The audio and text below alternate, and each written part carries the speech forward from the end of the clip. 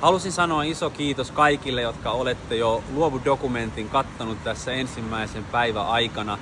On ollut valtavan ilo vastaanottaa viestejä ja nimenomaan erilaisia viestejä.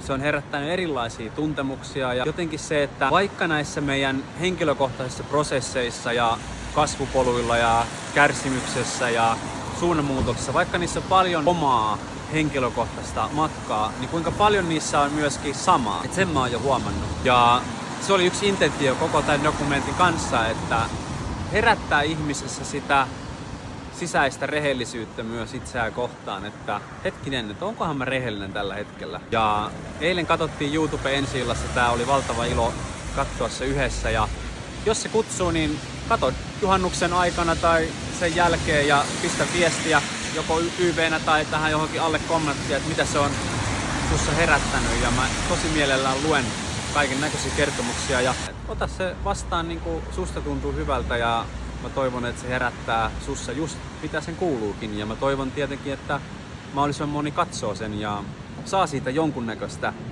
inspiraatiota, rohkeutta ehkä olla itselle rehellinen.